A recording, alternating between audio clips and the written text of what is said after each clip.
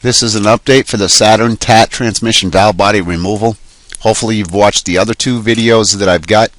They go start to finish. They go into a lot of detail. This is the quick version. If you're mechanically inclined, you won't have a problem with it. I've gotten a lot of comments about the rod in the back dropping or how to reconnect it. This video will address that issue. Obviously, the transmission and the engine have been removed from the vehicle. The reason I did that is the only way I could get the camera in there so you could see what was going on. Now, hopefully you've looked at the other videos. I know I keep repeating myself, but you need to watch them if you haven't done this before. You want to remove this connector.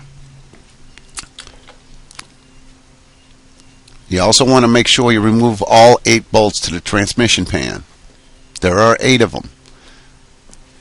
And before you even think about moving that cover, you want to make sure that you get all the dirt, all the grease, all the grime, all the gunk, all that stuff off of there. Wipe it down with a paper towel, use some compressed air, use an air compressor, whatever it takes. Get all that dirt out of there. You don't want it in the new transmission. Now simply just remove your cover. Now as you can see, the bolts are already backed out. I'm not going to tell you which bolts to pull out. You're going to have to watch the other videos. If you've already done this before and you've removed the bolts, then you won't have a problem with it. As you can see, I'm just checking the bolts to make sure they're all loose, so that way I can pull up the valve body. Now a lot of people remove the transmission mount on the very front of the engine, or I should say on the very front of the transmission. For this I didn't have to. Now a lot of people, the other thing they do is they tell you to lift the valve body slightly up and pull it towards the front of the car. You can do that. If that makes you happy, so be it. You don't have to do that. You can lift it straight up. Now highlighted at the end of my finger, you'll see the rod. That's the rod we're talking about. That rod drops a lot, and a lot of people freak out when it does drop.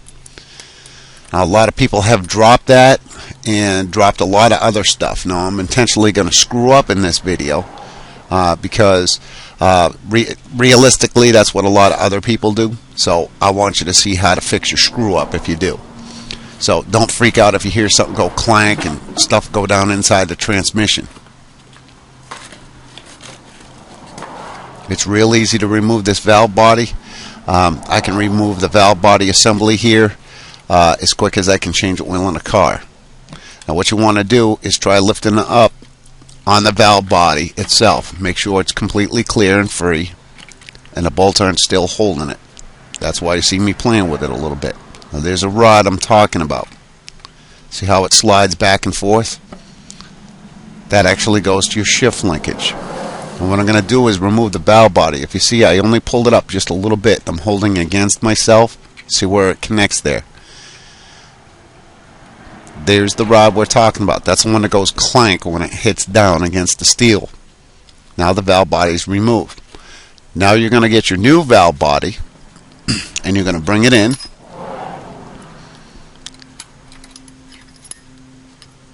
And oh gee, we dropped a part. Now this happens a lot. Now what are we going to do? It's real simple. This will go back in and it'll only go in one way. There's a big hole. Just put it in there, it'll slide in there. It's real simple. Now if you notice, there's 2 holes on this. Now that rod will only go in one of those holes. And if you notice, I'm going to try putting it in the smaller hole here, and it's not going to fit. There's no way it's going to fit in that hole. So obviously, you've got 2 holes, it's going to go in the other one. You'll have to play with it a little bit, but it will go in. And that's exactly like it was before. And as you can see, it slides perfectly fine. There's no problems whatsoever.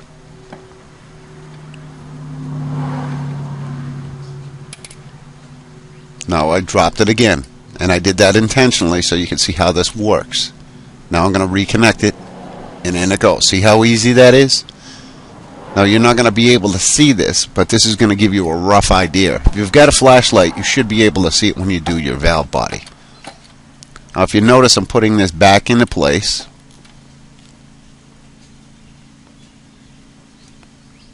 It's real simple. There's nothing to it. You won't have a problem with it at all. Now I'm lifting it back up again. Just make sure everything slides nice, which it does. You don't have any problems. And then it fell again. Like I said, I'm doing this intentionally so you can actually hear the clank. Sometimes you can't, and sometimes you can hear it. But when you see where my thumb is, there's their two holes.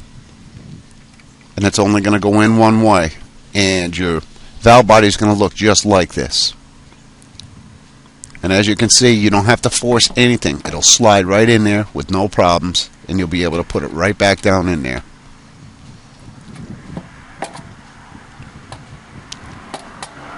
It's real simple. There's nothing to it.